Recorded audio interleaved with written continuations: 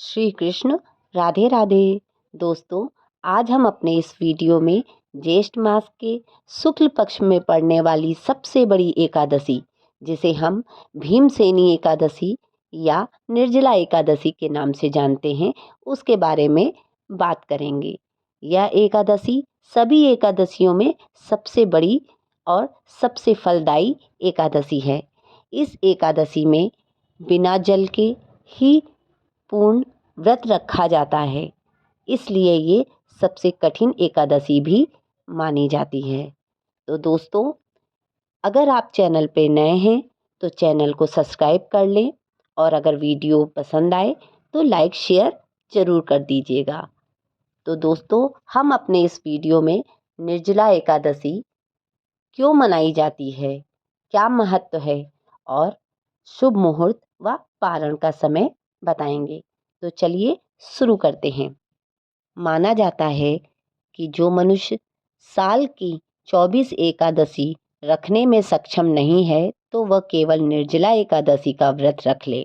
ऐसा करने से दूसरी एकादशियों का भी लाभ मिल जाता है। इस एकादशी में बिना खाए पिए व्रत रखकर विष्णु जी की आराधना की जाती है। इसे पांडव एकादशी और भीमसेनी एकादशी के नाम से भी जाना जाता है।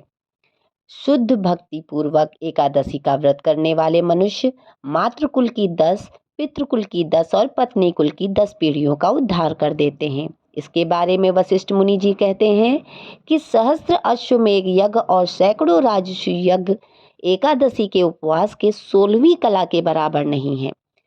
तो 11 इंद्रियों से जो पाप किए जाते हैं वे सब भक्ति पूर्वक एकादशी व्रत करने से नष्ट हो जाते हैं। और बात जब निर्जला एकादशी की हो तो उसका महत्व और भी बढ़ जाता है।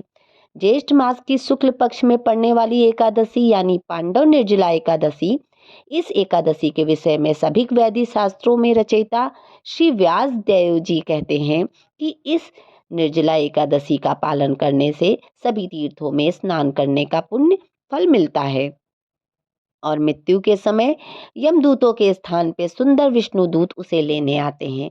यहाँ तक कि इसकी कथा का श्रवण करने से भी व्यक्ति को अमावस्या के साथ आने वाली प्रतिपदा के दिन पितरों को दिया हुआ तर्पण का फल मिलता है। इस दिन जो भी व्यक्ति गोदान करता है वह अपने समस्त पूर्व पाप कर्मों से मुक्त हो जाता है। भले ही किसी भी व्यक्ति के पाप सुमेरु पर्वत के समान क्यों ना हो, लेकिन फिर भी इस एकादशी का पालन करने से वे तत्क्षण नष्ट हो जाते हैं। निर्जला एकादशी उन लोगों के लिए सुवर्ण अवसर के समान है जो साल की कोई कोई एकादशी का व्रत करना भूल जाते हैं। इन सभी गलतियों का प्रायश्चित करने का अवसर है ये निर्जला एकादशी। लेकिन इसके साथ साथ ये एकादशी उन लोगों के लिए भी अत्यंत महत्वपूर्ण सिद्ध होती है जिन्होंने कभी किसी भी एकादशी का पालन नहीं किया है। अगर कोई एकादशी व्रत शुरू करना चाहते हैं तो उनके लिए ये निर्जला एकादशी श्रेष्ठ है।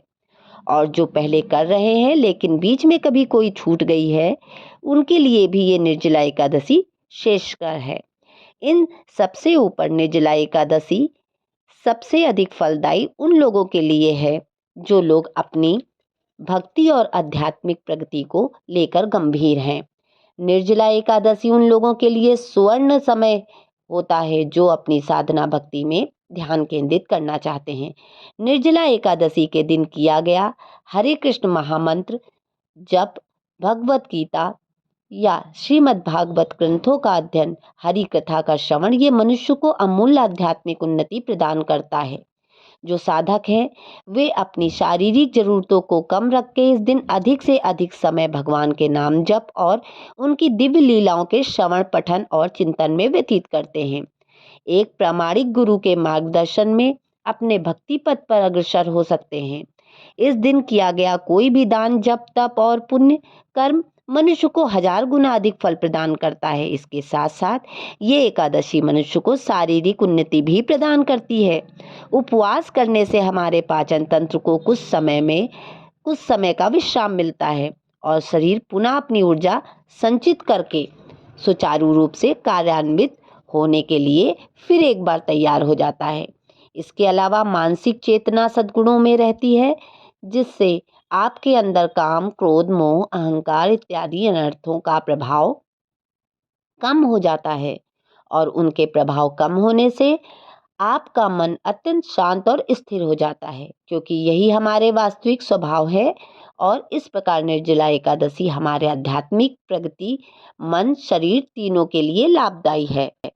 तो चलिए अब जानते हैं हम कि निर्जला एकादशी किस तारीख में है और उसका शुभ मुहूर्त क्या है। तो एकादशी तिथि प्रारंभ हो रही है 17 जून को सुबह 4:43 से और इसके बाद 18 जून को सुबह 6:24 तक रहेगी। तो द्वादशी युक्त जो एकादशी पड़ रही है वो 18 जून को पड़ रही है, इसलिए एकादशी का व्रत 18 जून को रखा जाएगा। अब हम पारण का शुभ मुहूर्त जान लेते हैं। तो पारण हमें 19 जून को सुबह 5:21 से 7:28 तक के अंदर कर लेना है, क्योंकि एकादशी व्रत के अगले दिन सूर्योदय के बाद पारण किया जाता है। साथ ही एकादशी व्रत का पारण द्वादशी तिथि के समाप्त होने से पहले करना जरूरी है। यदि द्वादशी तिथि सूर्योदय से पहले समाप्त हो गई हो तो एकादशी का व्रत का पारण सूर्योदय के बाद ही होता है। तो दोस्तों, वीडियो में दी गई जानकारी आपको अच्छी लगी हो तो please like, share and subscribe करिएगा।